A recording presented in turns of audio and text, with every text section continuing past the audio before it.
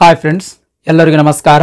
ಕೇಂದ್ರ ಸರ್ಕಾರದ ವಿವಿಧ ಇಲಾಖೆಗಳಲ್ಲಿ ಖಾಲಿ ಇರುವಂತಹ ಹುದ್ದೆಗಳ ನೇಮಕಾತಿಗಾಗಿ ಏಮ್ಸ್ನವರು ನೋಟಿಫಿಕೇಶನ್ ಹೊರಡಿಸಿರುವಂಥದ್ದು ಸ್ನೇಹಿತರೆ.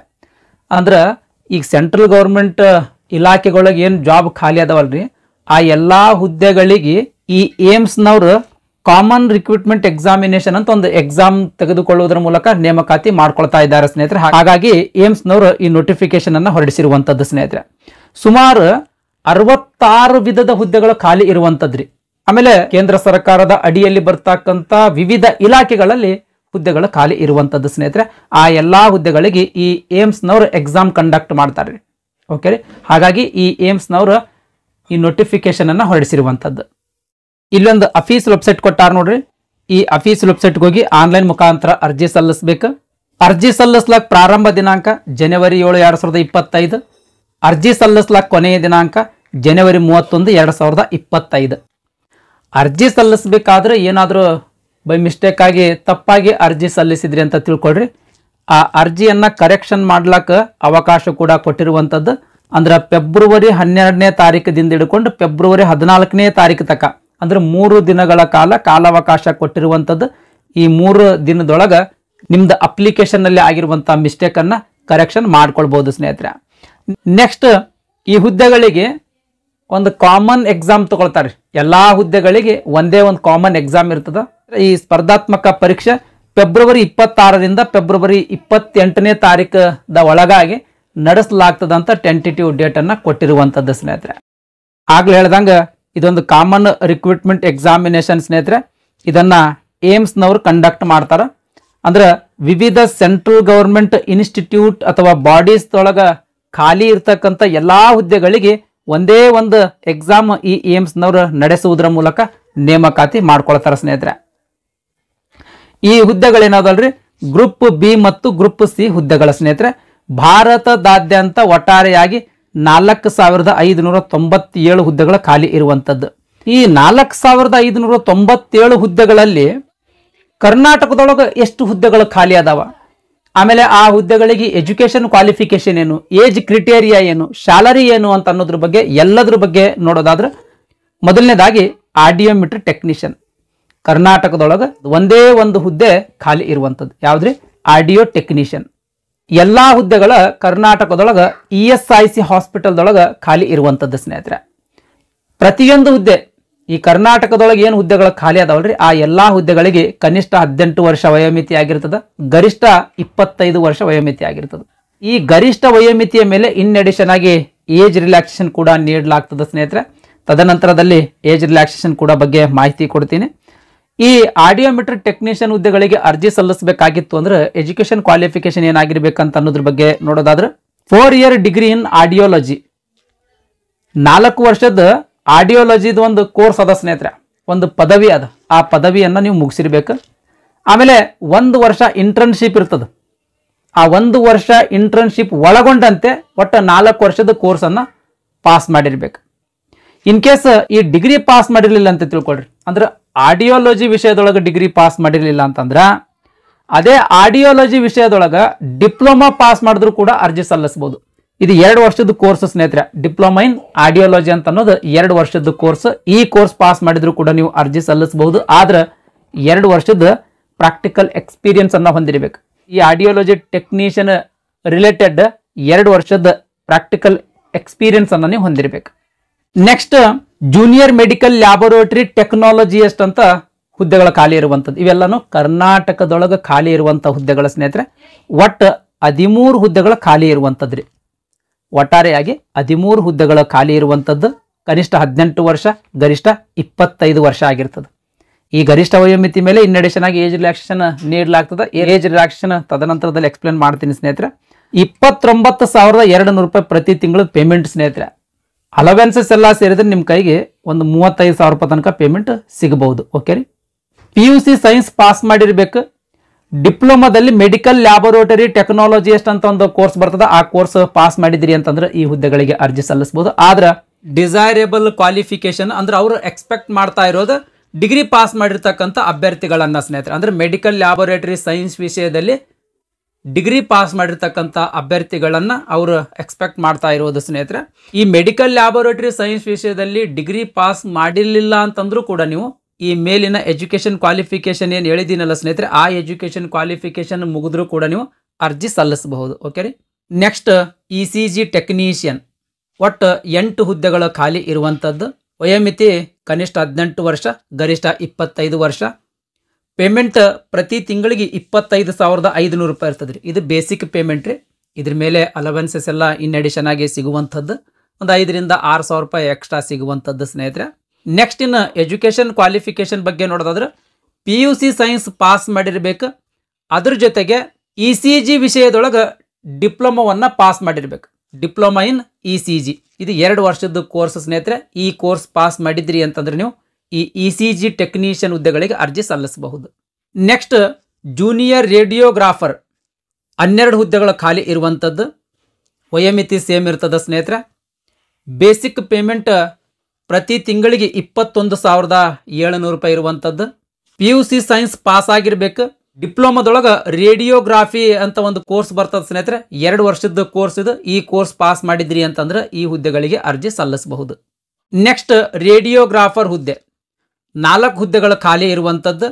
ವಯೋಮಿತಿ ಸೇಮ್ ಇರ್ತದೆ ಸ್ನೇಹಿತರೆ. ಪೇಮೆಂಟ್ ನೋಡೋದಾದ್ರೆ ಪ್ರತಿ ತಿಂಗಳಿಗೆ 29,200 ರೂಪಾಯಿ ಇರುವಂಥದ್ದು. ಎಜುಕೇಷನ್ ಕ್ವಾಲಿಫಿಕೇಶನ್ ಬಗ್ಗೆ ನೋಡೋದಾದ್ರೆ PUC ಸೈನ್ಸ್ ಪಾಸ್ ಮಾಡಿರಬೇಕು. ರೇಡಿಯೋಗ್ರಾಫಿ ವಿಷಯದೊಳಗೆ ಡಿಪ್ಲೊಮಾ ಪಾಸ್ ಮಾಡಿರಬೇಕು. ಆಮೇಲೆ 1 ವರ್ಷದ ಎಕ್ಸ್ಪೀರಿಯನ್ಸನ್ನು ಹೊಂದಿರಬೇಕು. ಈ ರೇಡಿಯೋಗ್ರಾಫಿ ಫೀಲ್ಡ್ ಒಳಗೆ 1 ವರ್ಷ ಕೆಲಸ ಮಾಡಿರುವಂಥ ಎಕ್ಸ್ಪೀರಿಯನ್ಸನ್ನು ಹೊಂದಿದ್ರಿ ಅಂತಂದ್ರೆ ಈ ರೇಡಿಯೋಗ್ರಾಫರ್ ಹುದ್ದೆಗಳಿಗೆ ಅರ್ಜಿ ಸಲ್ಲಿಸಬಹುದು. ನೆಕ್ಸ್ಟ್ ಡೆಂಟಲ್ ಮೆಕ್ಯಾನಿಕ್, ವಯೋಮಿತಿ ಸೇಮ್ ಇರ್ತದೆ ಸ್ನೇಹಿತರೆ. ಪೇಮೆಂಟ್ ಕೂಡ ಸೇಮ್ ಇರುವಂಥದ್ದು. ಅಂದ್ರೆ ಪ್ರತಿ ತಿಂಗಳಿಗೆ 29,200 ರೂಪಾಯಿ ಬೇಸಿಕ್ ಪೇಮೆಂಟ್ ಇರುವಂಥದ್ದು. ಇದ್ರ ಮೇಲೆ ಇನ್ ಅಡಿಷನ್ ಆಗಿ ಅಲವೆನ್ಸಸ್ ಕೂಡ ಸಿಗ್ತದೆ. ನೆಕ್ಸ್ಟ್ ಎಜುಕೇಷನ್ ಕ್ವಾಲಿಫಿಕೇಶನ್ ಬಗ್ಗೆ ನೋಡೋದಾದ್ರೆ ಮೊದಲನೇದು PUC ಸೈನ್ಸ್ ಪಾಸ್ ಮಾಡಿರಬೇಕು. PUC ಸೈನ್ಸ್ ಪಾಸ್ ಮಾಡಿರಬೇಕು. ಎರಡನೇದು ಡೆಂಟಲ್ ಮೆಕ್ಯಾನಿಕ್ಸ್ ವಿಷಯದೊಳಗೆ ಡಿಪ್ಲೊಮಾ ಕೋರ್ಸನ್ನು ಪಾಸ್ ಮಾಡಿರಬೇಕು. 2 ವರ್ಷದ ಕೋರ್ಸ್ ರೀ. ಡಿಪ್ಲೊಮಾ ಇನ್ ಡೆಂಟಲ್ ಮೆಕ್ಯಾನಿಕ್ಸ್ ಅಂತ ಒಂದು ಕೋರ್ಸ್ ಬರ್ತದೆ. ಇದು 2 ವರ್ಷದ ಕೋರ್ಸ್. ಈ ಕೋರ್ಸ್ ಪಾಸ್ ಮಾಡಿರಬೇಕು. ನೆಕ್ಸ್ಟ್ ಮೂರನೇದು ಡೆಂಟಲ್ ಕೌನ್ಸಿಲ್ ಒಳಗೆ ರಿಜಿಸ್ಟರ್ ಹೊಂದಿರಬೇಕು ನೀವು.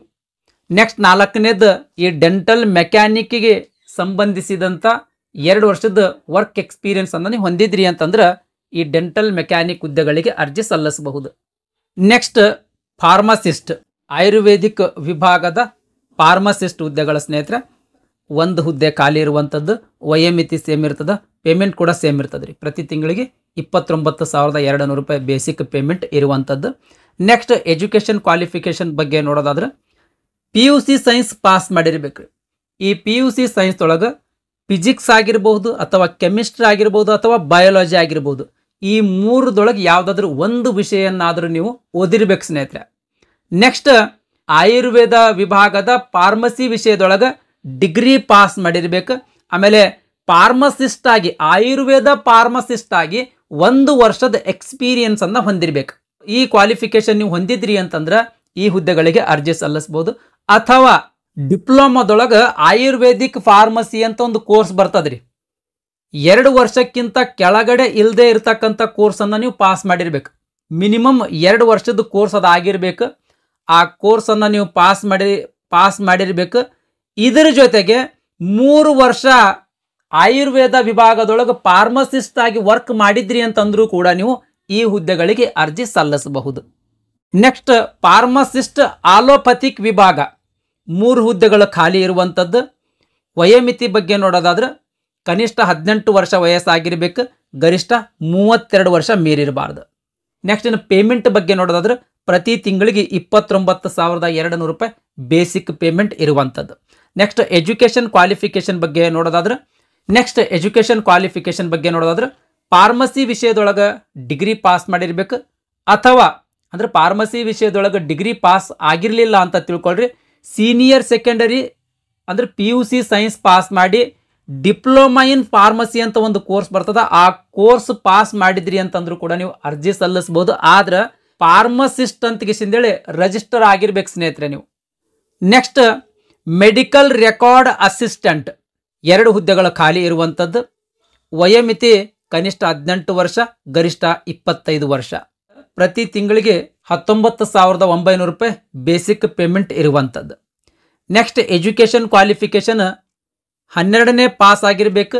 Medical record technician training certificate ಅನ್ನ ಹೊಂದಿರಬೇಕು. ಆಮೇಲೆ ಟೈಪಿಂಗ್ ಸ್ಪೀಡ್ ಏನದಲ್ರಿ, ಇಂಗ್ಲಿಷ್ನಲ್ಲಿ ಟೈಪ್ ಮಾಡೋರಿದ್ದೀರಿ ಅಂತಂದ್ರೆ ಪ್ರತಿ ನಿಮಿಷಕ್ಕೆ 35 ವರ್ಡ್ಗಳ ಸ್ಪೀಡಿನಲ್ಲಿ ಟೈಪಿಂಗ್ ಮಾಡುವಂಥ ಸಾಮರ್ಥ್ಯ ಹೊಂದಿರಬೇಕು. ಇನ್ ಕೇಸ್ ನೀವು ಹಿಂದಿ ಟೈಪ್ ಮಾಡೋರಿದ್ದೀರಿ ಅಂತಂದ್ರೆ ಪ್ರತಿ ನಿಮಿಷಕ್ಕೆ 30 ವರ್ಡ್ಗಳ ವೇಗದಲ್ಲಿ ಟೈಪ್ ಮಾಡುವಂಥ ಸಾಮರ್ಥ್ಯ ನೀವು ಹೊಂದಿದ್ರಿ ಅಂತಂದ್ರೆ ಈ ಮೆಡಿಕಲ್ ರೆಕಾರ್ಡ್ ಅಸಿಸ್ಟೆಂಟ್ ಹುದ್ದೆಗಳಿಗೆ ಅರ್ಜಿ ಸಲ್ಲಿಸಬಹುದು. ಇವಿಷ್ಟು ಹುದ್ದೆಗಳ ಕರ್ನಾಟಕದೊಳಗೆ ಖಾಲಿ ಇರುವಂಥದ್ದು ಸ್ನೇಹಿತರೆ. ಇವೆಲ್ಲ ಹುದ್ದೆಗಳು ESI ಹಾಸ್ಪಿಟಲ್ದೊಳಗೆ ಖಾಲಿ ಇರುವಂಥದ್ದು. ನೆಕ್ಸ್ಟ್ ಏಜ್ ರಿಲ್ಯಾಕ್ಸೇಷನ್ ಬಗ್ಗೆ ನೋಡೋದಾದ್ರೆ ಅಂದ್ರೆ ಗರಿಷ್ಠ ವಯೋಮಿತಿಯ ಮೇಲೆ ಇನ್ ಅಡಿಷನ್ ಆಗಿ ಏಜ್ ರಿಲ್ಯಾಕ್ಸೇಷನ್ ನೀಡಲಾಗ್ತದೆ ಅಂತ ಹೇಳಿದೆ ಸ್ನೇಹಿತರೆ. ಈ ರೀತಿ ಏಜ್ ರಿಲ್ಯಾಕ್ಸೇಷನ್ ನೀಡಲಾಗ್ತದೆ ನೋಡ್ರಿ. SC ಅಥವಾ ST ಕ್ಯಾಟಗರಿ ಅವರು ಇದ್ರಿ ಅಂತಂದ್ರೆ 5 ವರ್ಷ, OBC ಕ್ಯಾಟಗರಿ ಅಭ್ಯರ್ಥಿಗಳಿಗೆ 3 ವರ್ಷ, ಅಂಗವಿಕಲ ಅಭ್ಯರ್ಥಿಗಳಿಗೆ 10 ವರ್ಷ. ಈ ರೀತಿಯ ಗರಿಷ್ಠ ವಯೋಮಿತಿಯ ಮೇಲೆ ಇನ್ ಅಡಿಷನ್ ಆಗಿ ಏಜ್ ರಿಲ್ಯಾಕ್ಸೇಷನ್ ನೀಡಲಾಗ್ತದೆ. ಇಲ್ಲಿ ಇನ್ನೂ ವಿವಿಧ ಕ್ಯಾಟಗರಿಯವರಿಗೆ ಯಾವ ರೀತಿ ಏಜ್ ರಿಲ್ಯಾಕ್ಸೇಷನ್ ನೀಡಲಾಗ್ತದೆ ಅಂತ ಕೊಟ್ಟಿರುವಂಥದ್ದು. ದಯಮಾಡಿ ವಿಡಿಯೋ ಪಾಸ್ ಮಾಡಿ ನೋಡ್ಕೊಳ್ರಿ. ನೆಕ್ಸ್ಟ್ ಅರ್ಜಿ ಶುಲ್ಕದ ಬಗ್ಗೆ ನೋಡೋದಾದ್ರೆ ಜನರಲ್ ಮತ್ತು OBC ಕ್ಯಾಟಗರಿ ಅಭ್ಯರ್ಥಿಗಳಿಗೆ 3,000 ರೂಪಾಯಿ ಅರ್ಜಿ ಶುಲ್ಕ ಇರ್ತದೆ. SC ST ಮತ್ತು EWS ಅಭ್ಯರ್ಥಿಗಳಿಗೆ 2,400 ರೂಪಾಯಿ ಅರ್ಜಿ ಶುಲ್ಕ ಇರುವಂಥದ್ದು. ಇನ್ನು ಅಂಗವಿಕಲ ಅಭ್ಯರ್ಥಿಗಳಿಗೆ ಯಾವುದೇ ರೀತಿಯ ಅರ್ಜಿ ಶುಲ್ಕ ಇರಂಗಿಲ್ಲ ಸ್ನೇಹಿತರೆ. ನೀವು ಒಂದಕ್ಕಿಂತ ಹೆಚ್ಚು ಹುದ್ದೆಗಳಿಗೆ ಅರ್ಜಿ ಸಲ್ಲಿಸಬೇಕು ಅನ್ಕೊಂಡಿದ್ದೀರಿ ಅಂತಂದ್ರೆ ಪ್ರತಿಯೊಂದು ಹುದ್ದೆಗೂ ಪ್ರತ್ಯೇಕವಾಗಿರುವಂಥ ಅರ್ಜಿ ಸಲ್ಲಿಸಬೇಕು. ಅದೇ ರೀತಿ ಅರ್ಜಿ ಶುಲ್ಕ ಕೂಡ ತುಂಬಬೇಕು ಸ್ನೇಹಿತರೆ.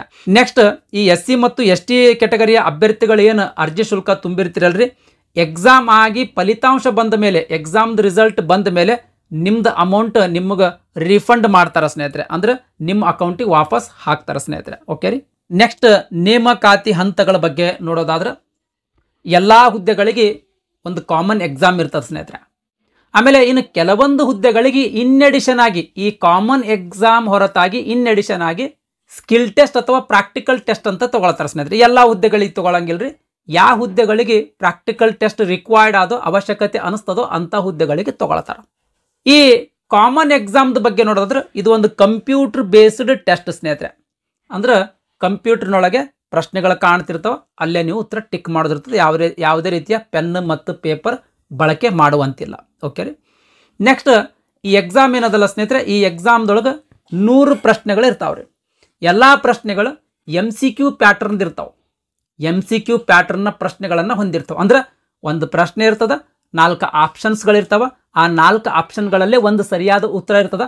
ಆ ಉತ್ತರ ನೀವು ಟಿಕ್ ಮಾಡೋದಿರ್ತದೆ. ಈ ರೀತಿಯ MCQ ಪ್ಯಾಟರ್ನ್ ಕ್ವಶನ್ಸ್ಗಳಿರ್ತಾವೆ. ಆಮೇಲೆ ಪ್ರತಿ ಪ್ರಶ್ನೆಗೆ 4 ಅಂಕ ಅಂತ ನಿಗದಿಪಡಿಸಲಾಗಿರ್ತದೆ. ಒಂದು ಸರಿ ಉತ್ತರ ನೀವು ಟಿಕ್ ಮಾಡಿರಿ ಅಂತ ತಿಳ್ಕೊಡ್ರಿ, 4 ಅಂಕ. ಈ ರೀತಿ 100 ಪ್ರಶ್ನೆಗಳಿಗೆ ಪ್ರತಿ ಪ್ರಶ್ನೆಗೆ 4 ಅಂಕ ಅಂತಂದ್ರೆ 400 ಮಾರ್ಕ್ಸಿಂದ ಎಕ್ಸಾಮ್ ಇರ್ತದೆ ಸ್ನೇಹಿತರೆ. ಈ ಎಕ್ಸಾಮ್ ಎಷ್ಟು ಮಾರ್ಕ್ಸಿಂದ ಇರ್ತದೆ ರೀ? 400 ಮಾರ್ಕ್ಸಿಂದ ಎಕ್ಸಾಮ್ ಇರ್ತದೆ. 90 ನಿಮಿಷ ಸಮಯಾವಕಾಶ ಇರ್ತದೆ. ಅಂದ್ರೆ 1.5 ತಾಸು ಸಮಯಾವಕಾಶ ಇರ್ತದೆ. ಆಮೇಲೆ ನೆಗೆಟಿವ್ ವ್ಯಾಲ್ಯೂಯೇಷನ್ ಇರ್ತದೆ ರೀ. 1/4 ಅಂಕ ಡಿಡಕ್ಟ್ ಮಾಡ್ತಾರೆ. ನೆಗೆಟಿವ್ ವ್ಯಾಲ್ಯೂಯೇಷನ್ ಇರ್ತದೆ. ಅಂದ್ರೆ ಈಗ 4 ಆಪ್ಷನ್ಸ್ಗಳಿರ್ತಾವ, ಅದರೊಳಗೆ ಸರಿಯಾದ ಒಂದು ಉತ್ತರ ಟಿಕ್ ಮಾಡಬೇಕಾಗ್ತದೆ. ಸರಿಯಾದ ಉತ್ತರ ಟಿಕ್ ಮಾಡಿದ್ರಿ ಅಂತಂದ್ರೆ 4 ಮಾರ್ಕ್ಸ್ ನಿಮಗೆ ಕೊಡ್ತಾರೆ. ಇನ್ ಕೇಸ್ ಸರಿಯಾದ ಉತ್ತರ ಟಿಕ್ ಮಾಡುವಲ್ಲಿ ತಪ್ಪು ಉತ್ತರ ಟಿಕ್ ಮಾಡಿದ್ರಿ ಅಂತ ತಿಳ್ಕೊಳ್ರಿ, ಪ್ರತಿ ತಪ್ಪು ಉತ್ತರಕ್ಕೆ ನೀವು ತೆಗೆದುಕೊಂಡಿರ್ತಕ್ಕಂಥ ಅಂಕಗಳಲ್ಲಿ 1 ಅಂಕ ಡಿಡಕ್ಟ್ ಮಾಡ್ತಾರೆ ಸ್ನೇಹಿತರೆ.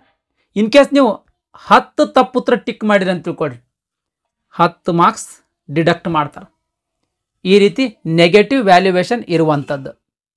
ಇನ್ನು ಈ 100 ಪ್ರಶ್ನೆಗಳಲ್ಲಿ 25 ಪ್ರಶ್ನೆಗಳ ಜನರಲ್ ನಾಲೆಜ್ ಮತ್ತು ಅಪ್ಟಿಟ್ಯೂಡ್ ನಾಲೆಜ್ ಆಫ್ ಕಂಪ್ಯೂಟರ್ಗೆ ಸಂಬಂಧಿಸಿದಂಥ ಸಿಲೆಬಸ್ ಇರುವಂಥದ್ದು. ಇನ್ನು 75 ಪ್ರಶ್ನೆಗಳೇನದಾವಲ್ಲ ಸ್ನೇಹಿತರೆ, ಆ ಹುದ್ದೆಗಳ ಮುಂದೆ ಸಿಲೆಬಸ್ ಕೊಟ್ಟಾರೆ. ಯಾವ ವಿಷಯದ ಮೇಲೆ ಈ 75 ಪ್ರಶ್ನೆಗಳನ್ನು ಕೇಳ್ತಾರ ಅಂತ ಇನ್ ಡೀಟೇಲ್ ಸಿಲೆಬಸ್ ಕೊಟ್ಟಾರೆ. ಪ್ರತಿಯೊಂದು ಹುದ್ದೆಗೆ ಅದರದೇ ಆಗಿರ್ತಕ್ಕಂಥ ಸಿಲೆಬಸ್ ಕೊಟ್ಟಾರ ಸ್ನೇಹಿತರೆ. ನೋಟಿಫಿಕೇಶನ್ ಲಿಂಕ್ ಈ ವಿಡಿಯೋದ ಡಿಸ್ಕ್ರಿಪ್ಷನ್ದಾಗ ಕೊಟ್ಟಿರ್ತೀನಿ. ಆ ಲಿಂಕ್ ಮೇಲೆ ಕ್ಲಿಕ್ ಮಾಡೋದ್ರ ಮೂಲಕ ನೋಟಿಫಿಕೇಶನ್ ಡೌನ್ಲೋಡ್ ಮಾಡಿಕೊಂಡು ಯಾವ ಹುದ್ದೆಗೆ ನೀವು ಅರ್ಜಿ ಸಲ್ಲಿಸಬೇಕಂತೀರಿ ಆ ಹುದ್ದೆಯ ಸಿಲೆಬಸನ್ನು ನೀವು ನೋಡ್ಕೊಳ್ಬೋದು ಸ್ನೇಹಿತರೆ.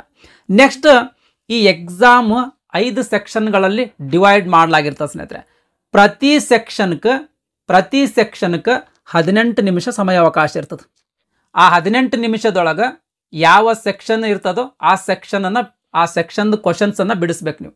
18 ನಿಮಿಷ ಮುಗಿದೋಯ್ತು. ಉದಾಹರಣೆಗಾಗಿ ಈಗ ನೀವು ಫಸ್ಟ್ ಸೆಕ್ಷನ್ದೊಳಗಿದ್ದೀರಿ, ಫಸ್ಟ್ 18 ನಿಮಿಷ ಈ ಸೆಕ್ಷನ್ದ ಪ್ರಶ್ನೆಗಳನ್ನು ಬಿಡಿಸ್ಬೇಕ್ರಿ. ನೆಕ್ಸ್ಟ್ 18 ನಿಮಿಷ ಮುಗಿತಂತ ತಿಳ್ಕೊಳ್ರಿ, ಆಟೋಮೆಟಿಕ್ ಸೆಕ್ಷನ್ 2ಗೆ ಏನಪ್ಪ ಅಂದ್ರೆ ಹೋಗ್ತದದು. ನೀವು ಸೆಕ್ಷನ್ 1ದಲ್ಲಿ ಏನಾದರೂ ಪ್ರಶ್ನೆಗಳು ಬಿಟ್ರಿ ಅಂತ ತಿಳ್ಕೊಳ್ರಿ, ಈ ಸೆಕ್ಷನ್ 2ಗೆ ಬಂದಾಗ ಮತ್ತೆ ಸೆಕ್ಷನ್ 1ಗೆ ಹೋಗಿಸಿಂದ ಪ್ರಶ್ನೆಗಳು ಬಿಡಿಸಕ್ಕೆ ಬರೋದಿಲ್ಲ ಸ್ನೇಹಿತರೆ. ನೆಕ್ಸ್ಟ್ ಸೆಕ್ಷನ್ 2 ಏನಾದಲ್ಲೇ 18 ನಿಮಿಷ ಇರ್ತದೆ. 18 ನಿಮಿಷ ಮುಗಿತಂತ ತಿಳ್ಕೊಳ್ರಿ, ನೆಕ್ಸ್ಟ್ ಸೆಕ್ಷನ್ 3ಗೆ ಹೋಗ್ತದದು. ಈ ರೀತಿ 5 ಸೆಕ್ಷನ್ಗಳಲ್ಲಿ ಪ್ರಶ್ನೆ ಪತ್ರಿಕೆ ಡಿವೈಡ್ ಮಾಡಲಾಗಿರ್ತದೆ ಸ್ನೇಹಿತರೆ. ಓಕೆ ರೀ. ಪ್ರತಿಯೊಂದು ಸೆಕ್ಷನ್ನಲ್ಲಿ 20 ಕ್ವಶನ್ಸ್ ಇರ್ತಾವೆ. 20 ಕ್ವಶನ್ಸ್ ಇರ್ತಾವೆ. ನೆಕ್ಸ್ಟ್ ಈ ಎಕ್ಸಾಮ್ದೊಳಗೆ ಅತಿ ಹೆಚ್ಚು ಅಂಕ ಗಳಿಸಿರ್ತಕ್ಕಂಥ ಅಭ್ಯರ್ಥಿಗಳನ್ನು ನೇಮಕಾತಿ ಮಾಡ್ಕೊಳ್ತಾರೆ. ಇನ್ನು ಕೆಲವೊಂದು ಹುದ್ದೆಗಳಿಗೆ ಪ್ರಾಕ್ಟಿಕಲ್ ಅಥವಾ ಸ್ಕಿಲ್ ಟೆಸ್ಟ್ ಅಂತ ಏನು ಹೇಳಿದ್ದೀನಲ್ಲ ಸ್ನೇಹಿತರೆ, ಆ ಎಕ್ಸಾಮ್ ಕ್ವಾಲಿಫೈಯಿಂಗ್ ಎಕ್ಸಾಮ್ ಸ್ನೇಹಿತರೆ. ಅಂದ್ರೆ ಈ ಕಾಮನ್ ಎಕ್ಸಾಮ್ದೊಳಗೆ ಅತಿ ಹೆಚ್ಚು ಅಂಕ ಗಳಿಸಿರಿ ಅಂತ ತಿಳ್ಕೊಡ್ರಿ, ಆದ್ರೆ ಆ ಪ್ರಾಕ್ಟಿಕಲ್ ಎಕ್ಸಾಮ್ ಅಥವಾ ಸ್ಕಿಲ್ ಟೆಸ್ಟ್ ಒಳಗೆ ನೀವು ಫೇಲ್ ಆದಿರಿ ಅಂತ ತಿಳ್ಕೊಡ್ರಿ ಸ್ನೇಹಿತರೆ, ನಿಮಗೆ ನೇಮಕಾತಿ ಮಾಡ್ಕೊಳ್ಳಂಗಿಲ್ಲ ಸ್ನೇಹಿತರೆ. ಹಾಗಾಗಿ ಆ ಪ್ರಾಕ್ಟಿಕಲ್ ಟೆಸ್ಟ್ ಅಥವಾ ಸ್ಕಿಲ್ ಟೆಸ್ಟ್ನು ಕೂಡ ನೀವು ಪಾಸ್ ಆಗಬೇಕಾಗ್ತದೆ ಸ್ನೇಹಿತರೆ. ಇನ್ನು ಎಕ್ಸಾಮ್ ಏನದಲ್ರಿ, ಇಂಗ್ಲೀಷ್ ಮತ್ತು ಹಿಂದಿ ಭಾಷೆ ಎರಡೂ ಭಾಷೆ ಒಳಗೆ ಇರ್ತದೆ. ಕನ್ನಡ ಭಾಷೆ ಒಳಗೆ ಎಕ್ಸಾಮ್ ಇರಂಗಿಲ್ಲ. ನೋಡಿ ಸ್ನೇಹಿತರೆ, ಇದು ಸಿಲೆಬಸ್ ಸ್ನೇಹಿತರೆ. ಸಿಲೆಬಸ್ ಇದು ನೋಡ್ರಿ. ಅಸಿಸ್ಟೆಂಟ್ 75 ಮಾರ್ಕ್ಸಿಂದ ಏನೇನು ಕೇಳ್ತಾರಂತ ಇಲ್ಲಿ ಕೊಟ್ಟಾನವ. ಇದು ಸಿಲೆಬಸ್ ಸ್ನೇಹಿತರೆ. ನೀವು ಯಾವ ಹುದ್ದೆಗೆ ಅರ್ಜಿ ಸಲ್ಲಿಸ್ಬೇಕಂತೀರಿ ಆ ಹುದ್ದೆಯ ಮುಂದೆನೇ ಸಿಲೆಬಸ್ ಇರ್ತದೆ, ಅದನ್ನು ನೀವು ನೋಡ್ಕೊಳ್ರಿ. ಇದಿಷ್ಟು ಕೇಂದ್ರ ಸರ್ಕಾರದ ವಿವಿಧ ಇಲಾಖೆಗಳಲ್ಲಿ ಖಾಲಿ ಇರುವಂಥ ಹುದ್ದೆಗಳ ನೇಮಕಾತಿಗಾಗಿ ಏಮ್ಸ್ ಹೊರಡಿಸಿರ್ತಕ್ಕಂಥ ಅಧಿಸೂಚನೆಯ ಸಂಪೂರ್ಣ ಮಾಹಿತಿಯಾಗಿತ್ತು. ಈ ವಿಡಿಯೋ ನಿಮಗೆ ಇಷ್ಟ ಆಗಿತ್ತು ಅಂದರೆ ದಯಮಾಡಿ ಲೈಕ್ ಬಟನ್ ಮೇಲೆ ಪ್ರೆಸ್ ಮಾಡಿರಿ. ಅದೇ ರೀತಿ ನಿಮ್ಮ ಫ್ರೆಂಡ್ಸರಿಗೂ ಕೂಡ ಶೇರ್ ಮಾಡಿರಿ ಅಂತ ವಿನಂತಿಸಿಕೊಳ್ತಾ ಇವತ್ತಿನ ವಿಡಿಯೋ ಮುಗಿಸ್ತಾ ಇದ್ದೀನಿ. ಧನ್ಯವಾದಗಳು.